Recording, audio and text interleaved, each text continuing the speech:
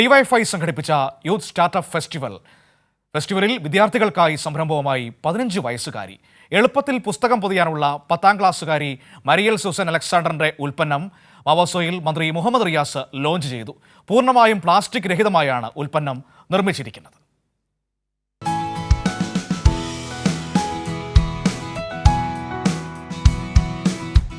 യുവാക്കളുടെ വ്യത്യസ്തങ്ങളായ സംരംഭകാശയങ്ങൾ നിറഞ്ഞ മാവാസോയിൽ 15 വയസ്സുകാരി മരിയൽ സൂസൻ അലക്സാണ്ടർ തന്റെ ആശയങ്ങൾ വിശദീകരിച്ചു.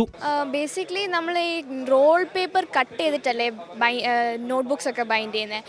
അതിനെ അവോയ്ഡ് ചെയ്ത് അത്രയും കഷ്ടപ്പെട്ട് അത്രയും സമയം എടുത്ത് ചെയ്യുന്നതിന് പകരം അത്രയും വേസ്റ്റേജ് ഉണ്ടാക്കുന്നതിനൊക്കെ പകരം ഈ പ്രോഡക്റ്റ് ഉപയോഗിച്ച് കഴിഞ്ഞാൽ ഒരു ടെക്സ്റ്റ് ബുക്കോ നോട്ട്ബുക്കോ അകത്തെടുത്ത് വെക്കുക, അതിന് ചുറ്റും ബൈൻഡ് ചെയ്യുക എന്നുള്ള ഒരു പണി മാത്രമേ ഉള്ളൂ.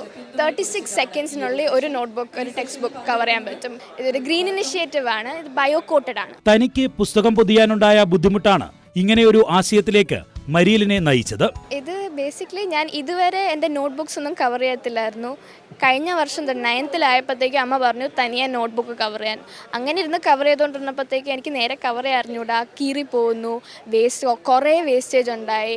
പിന്നെ ഞാൻ ഇത് പ്ലാസ്റ്റിക് കോട്ടഡ് ആണെന്ന് കണ്ടുപിടിച്ചു. പൂർണ്ണമായും പ്ലാസ്റ്റിക് രഹിതമായ എളുപ്പത്തിൽ പുസ്തകം പൊതിയാനുള്ള ഈ ഉൽപ്പന്നം മന്ത്രി മുഹമ്മദ് റിയാസാണ് ലോഞ്ച് ചെയ്തത്. ഓണറബിൾ മിനിസ്റ്റർ മുഹമ്മദ് റിയാസ് സാറിൻ്റെ മുമ്പിലും ബെന്യാമിൻ സാറിൻ്റെ മുമ്പിലുമാണ് ഇത് ലോഞ്ച് ചെയ്തത് മവാസോയിൽ വെച്ച്. It was very fun. It's a dream come true.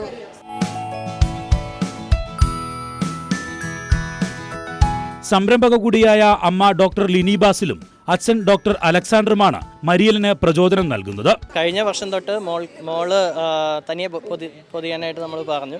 അപ്പോൾ ഇതിൻ്റെ ആ ഒരു മെനക്കേട് കണ്ടപ്പോഴത്തേനും അവൾക്ക് തന്നെ തോന്നിയ ആശയമാണ്. നമ്മുടെ ബഹുമാനപ്പെട്ട എഡ്യൂക്കേഷൻ മിനിസ്റ്റർ ശിവൻകുട്ടി സാറാണ് അദ്ദേഹത്തിനോടാണ് ഞങ്ങളിത് ആദ്യം പറഞ്ഞത്.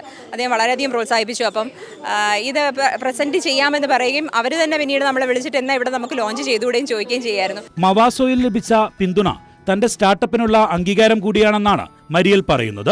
കൈരളി ന്യൂസ്, തിരുവനന്തപുരം.